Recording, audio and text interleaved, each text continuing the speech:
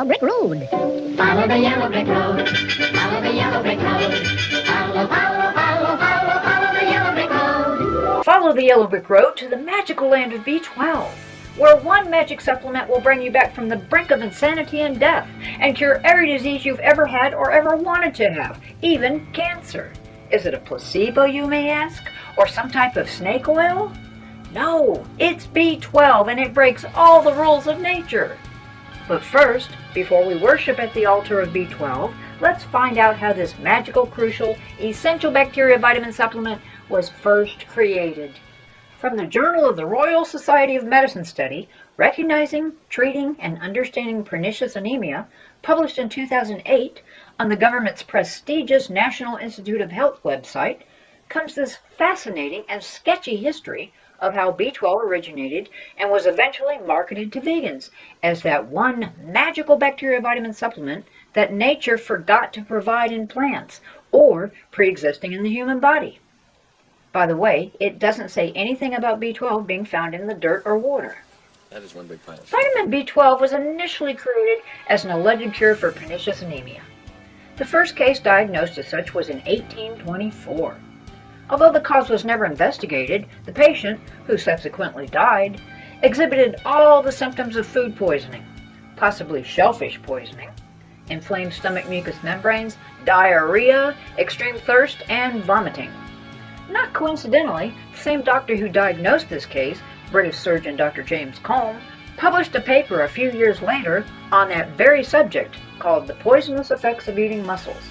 It turns out that the mussel beds in that particular city where the patient died were located really close to the sewage outlets. In other words, the patient was not suffering from any lack of vitamin or beneficial bacteria, but most likely from having been poisoned by sewage-tainted shellfish. This one case apparently set off a whole chain reaction of doctors trying to find a cure for this pernicious anemia without even knowing the cause. One clueless doctor even tried treating patients with arsenic. But it wasn't until a vivisection experiment in the 1920s, using dogs who had been bled out to simulate an anemic condition, these dying dogs were fed raw cow's liver. Although there was no proof how long it actually extended their lives, it was deemed a cure. The raw liver was then fed to 45 human patients in a trial, most of whom dropped out because they found eating the liver incredibly disgusting. Nevertheless, the experiment was considered a success. Even though fruit and iron pills were also included in the diet, it's also not clear how closely they were monitored. The doctors even admitted themselves that it was inconclusive with such a small group of people and with other food being given. It should also be noted that all doctors involved received Nobel Prizes. So, it was then marketed as a supplement, a raw liver extract, to make it more palatable to the public. But it still just did not sell well enough. So, they decided to switch the market over to farmers to give this crap to their animals, marketing it as a miracle cure for anemia. Basically, the farmers were now feeding herbivorous animals their own organs, essentially making them cannibals. The farmers made excellent customers, as they did not question if the stuff worked or not, and they bought it in bulk as an antibiotic. But the makers of this extract did not give up trying to sell it to humans. This was where the real money was to be made. So, extracts of raw liver were sold as intramuscular injections throughout the 1950s.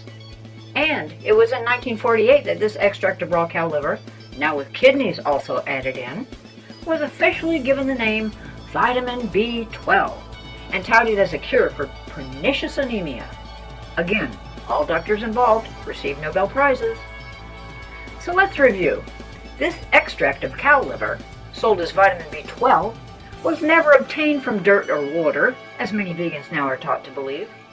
It was derived from the raw liver of a cow to treat what was most likely simple food poisoning, with absolutely no proof that it was effective or necessary. The whole concept of this product was based on the theory that animal organs are beneficial to humans.